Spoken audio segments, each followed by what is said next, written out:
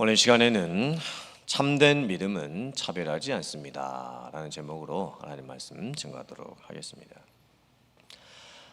한국 전라도에 가면 김제에 금산교회라고 있습니다. 한국의 선교 초창기에 지어졌던 교회인데 1905년에 첫 교회가 세워졌고 1908년에 현재 자리에 한옥으로 교회 건물을 지었습니다.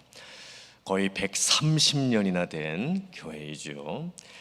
지금은 그 교회가 그 가치를 인정받아서 문화재로 지정이 되어 있을 정도입니다.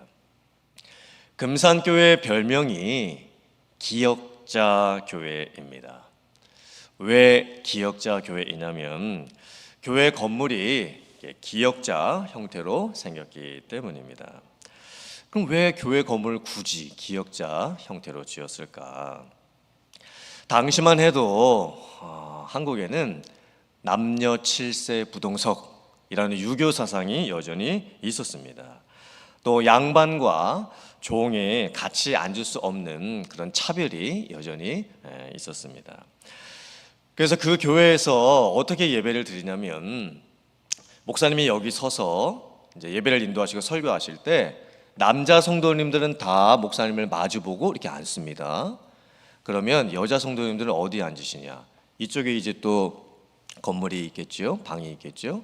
그럼 여자 성도님들은 다 목사님의 왼쪽 편에 이렇게 모여 계시고 심지어 여자 성도님들과 목사님들 사이에 커튼이 하나 쳐져 있습니다. 그러므로 여자 성도님들은 예배 내내 목사님의 얼굴도 못 봅니다. 그냥 목사님이 하시는 설교를 귀로만 듣고 예배를 드려야 하는 것입니다. 그런데 이 교회에 참 놀랍고 귀하고 아름다운 사건이 하나 생기게 됩니다. 당시에 전주에 와 있던 미국 남장로교 테이트 선교사가 이 지방의 부자였던 조덕삼이라고 하는 그 동네의 지주와 그 집안의 마부였던 이자익을 전도를 하게 됩니다. 그리고 특별히 1905년에 주인이었던 조덕삼과 마부였던 하인이었던 이자익이 같은 날 세례를 받고 그 교회의 성도가 되게 됩니다. 그리고 금산교회가 계속 부흥을 하면서 1908년에 약 교회 성도가 100명 정도 되게 되자 장로님을 드디어 선출을 하게 되었습니다.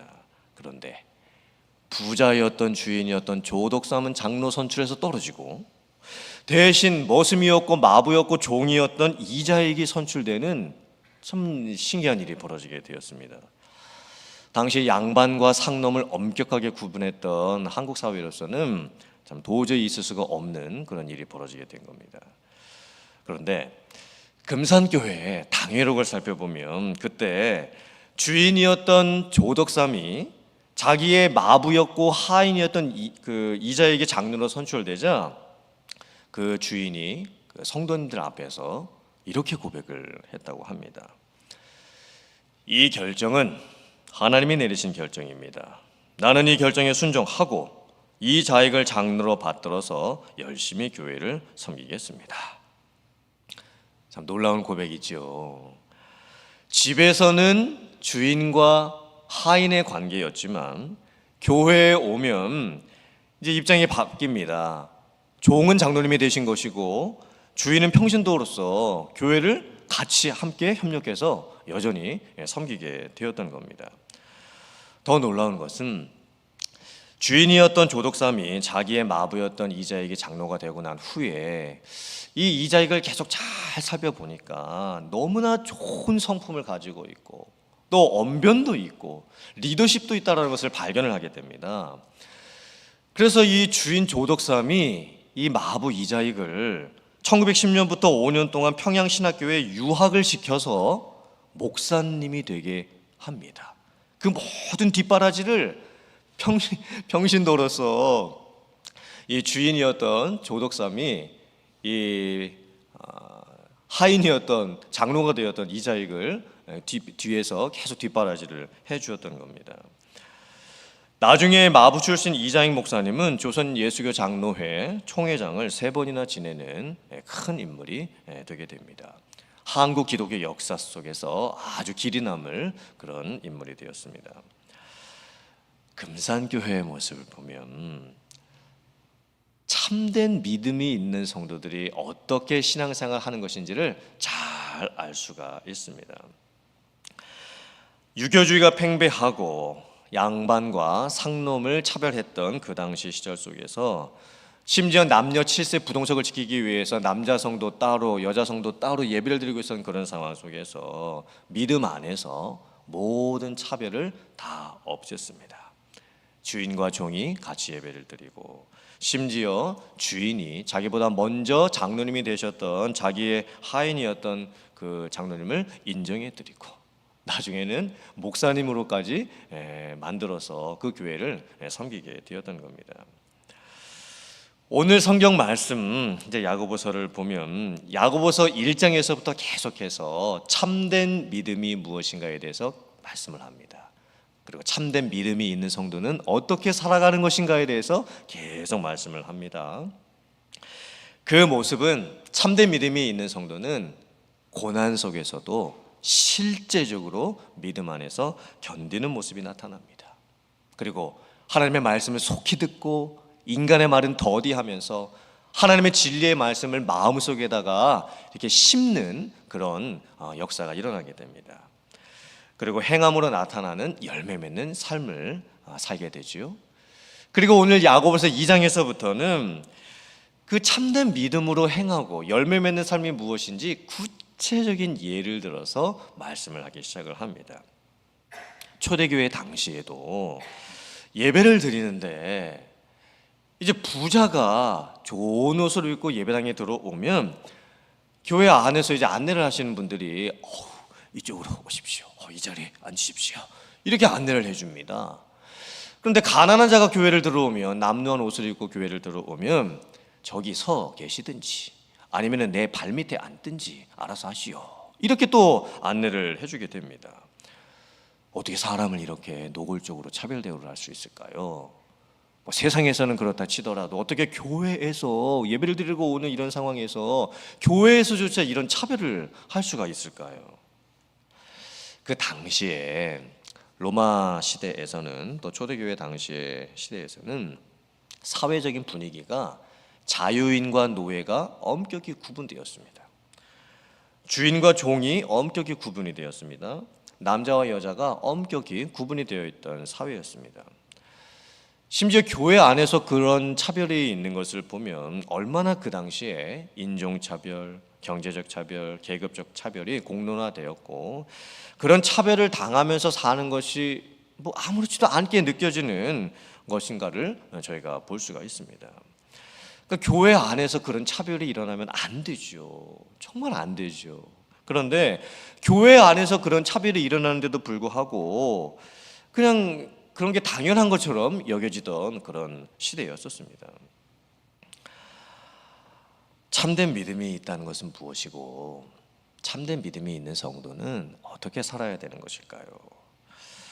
특별히 오늘 이 말씀을 보면 참된 믿음이 있는 성도는 외모로 사람을 판단하지 않습니다. 겉모습만 보면서 사람을 차별하지 않습니다. 오히려 겉모습보다 이 속사람의 모습을 아름답게 가꾸어 가야 합니다. 오늘 나오는 단어 중에서 1절을 보면 예수님을 표현할 때에 영광의 주라고 표현을 했습니다. 영광, 빛난다는 의미죠. 그리고 2절을 보면 부자의 모습을 표현할 때에 아름다운 옷을 입은 사람이라고 표현을 했습니다. 아름답다. 그 뜻이 헬라어로 람프로스인데 화려하다, 빛나다 그런 뜻을 가지고 있습니다. 그런데 이 두 가지가 참 독특한 대조입니다. 예수님의 모습을 보면 겉모습만 보았을 때는 화려한 것이 하나도 없습니다. 예수님의 모습을 겉모습만 보고 영광을 찾아보려고 했을 때 아무것도 빛나는 것이 없습니다.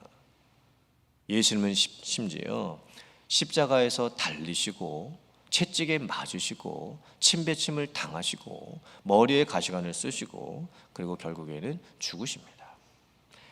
겉모습만 봤을 때 예수님의 모습에는 화려한 것이 하나도 없습니다. 인정받을 만한 것이 하나도 없습니다. 그런데 예수님께서 영광을 얻으시죠.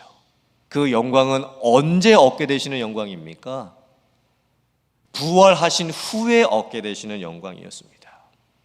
그리고 예수님께서 가지셨던 그 영광은 이 세상에 존재하는 그 어떤 영광과도 비교될 수가 없는 영광이었습니다. 빌립보서 2장 6절 그리고 9절까지의 말씀을 봉독해 드립니다. 그는 근본 하나님의 본체시나 하나님과 동등됨을 취할 것으로 여기지 아니하시고 오히려 자기를 비워 종의 형체를 가지사 사람들과 같이 되셨고 사람의 모양으로 나타나사 자기를 낮추시고 죽기까지 복종하셨으니 곧 십자가에 죽으심이라. 이러므로 하나님이 그를 지극히 높여 모든 이름 위에 뛰어난 이름을 주사. 아멘. 세상 사람들은 겉으로 화려한 사람, 겉으로 아름다운 사람, 겉으로 무엇인가 있어 보이는 사람들을 더 높여주고 더 환대를 합니다. 겉모습만 보면서 사람을 쉽게 평가하고 판단을 하게 됩니다. 하지만 참된 믿음이 있는 성도는 예수님의 모습을 본받는 성도입니다. 자기를 비우죠. 자기를 낮춥니다. 자기가 다른 사람의 종이 되고자 합니다. 그리고 다른 사람들에게 복종까지 합니다. 다른 사람들을 차별하지 않을 수 있는 가장 본질적인 방법이 무엇일까요? 그 방법은 내가 내 자신을 낮추는 것입니다. 내 자신 스스로가 낮아져서 다른 사람의 종이 된다면 우리는 다른 사람들을 차별할 수가 없습니다. 만약에 우리 모두가 예수님의 마음을 품을 수만 있다면, 우리가 예수님을 본받는 삶을 살 수가 있다고 한다면 차별 대우는 정말 없을 겁니다. 다른 사람을 차별하려고 해도 차별을 할 수가 없습니다. 왜냐하면 나는 낮아졌고 나는 종이 되었고 나는 다른 사람들에게 복종해야 되기 때문입니다. 또 오늘 말씀을 보면 부함과 가난함에 대한 성경적인 정의가 무엇인지에 대해서도 말씀을 합니다.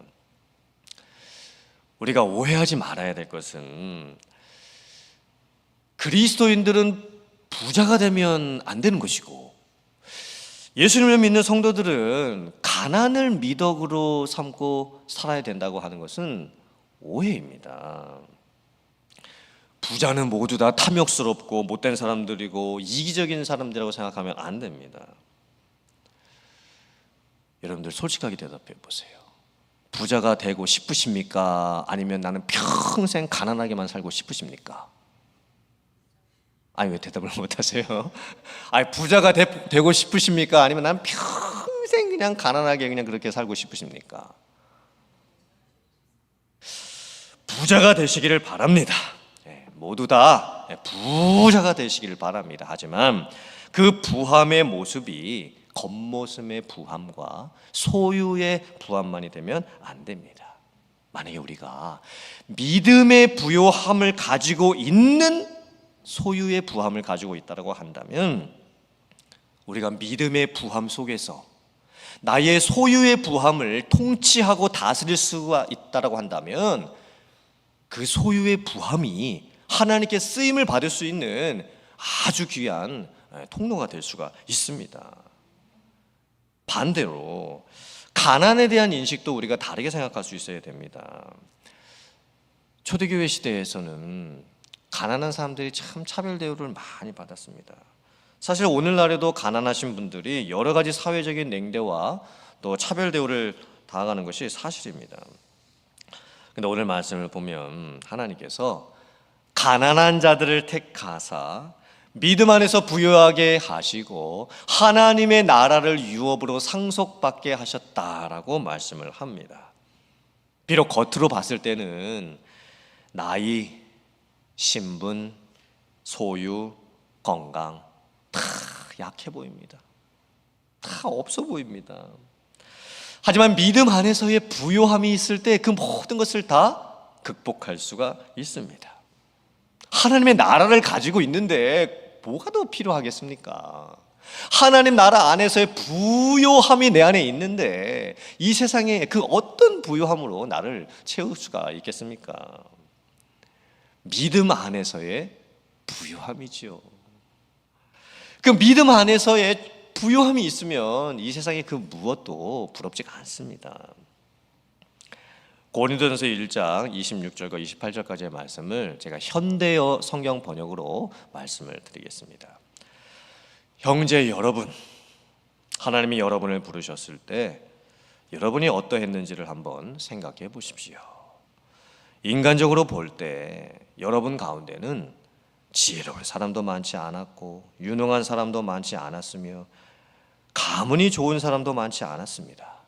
그러나 하나님은 세상의 지혜로운 사람과 강한 사람들을 부끄럽게 하시려고 어리석고 약한 사람들을 택하시고 세상이 대단한 인물로 여기는 사람들을 형편없이 낮추려고 천한 사람과 멸시받는 사람과 보잘것없는 사람들을 택하셨습니다. 이 말씀의 의미가 무엇일까요? 소유의 부요함보다 믿음의 부요함이 더 중요하고 믿음의 부요함이 진정한 부요함입니다. 세상의 보화를 가진 것보다 예수님이라는 보화를 가진 것이 진정한 보화를 가진 것입니다. 인생은 다 질그릇과 같지요. 우리는 다 질그릇입니다. 우리의 몸도 깨지기 쉬운 것이고 우리의 인생도 부서지기 쉬운 것입니다. 그리고 우리는 궁극적으로 죽을 수밖에 없는 연약한 인생입니다. 그렇게 약한 질글과 같은 우리들에게 뭐 돈이 있으면 무엇이고 보석이 있으면 무엇이고 명예가 있으면 무엇이고 권세가 있으면 무엇이겠습니까? 어차피 내 인생과 내 몸이 깨어질 수밖에 없는 질그릇인데 그 질그릇에다가 뭐 이 세상에 있는 아무리 좋은 것을 채워 넣은들 어차피 깨질 텐데 어차피 부서지고 어차피 없어지고 어차피 죽게 될 인생인데 뭐가 남겠습니까? 우리는 믿음의 부요함을 가진 사람들이 되어야 합니다. 그리고 질그릇과 같은 우리들이지만 그 질그릇과 같은 우리들 안에 보화 같은 예수님이 담겨져 있다고 한다면 비록 우리는 깨어질 수밖에 없겠지만 우리 안에 담겨져 있는 그 예수님께서 우리를 죽음 가운데서도 다시 살리시고 또 영원한 천국으로 인도해 주시고 이 세상에서 얻을 수 없는 정말 하늘의 그 귀한 영광을 맛보게 해 주실 줄 믿습니다. 그러므로 사랑하는 성도님들, 오늘 이 말씀을 기억하시면서 마음에 새기시고 이 세상을 살아가면서 참된 믿음의 그런 모습이 나타나는 그런 삶을 살아가시기를 주님의 이름으로 축복합니다. 세상 것 자랑하지 마시고 내가 조금 남보다 뭐 더 가졌다고 으쓱대지 마시고 오히려 다른 사람 앞에 나를 낮추고 종이 되고 다른 사람을 섬길 줄 알고 무엇보다 소유의 부요함이 아닌 믿음의 부요함을 갖고 살아가는 여러분들 다 되실 수 있기를 주님의 이름으로 축원합니다. 아멘.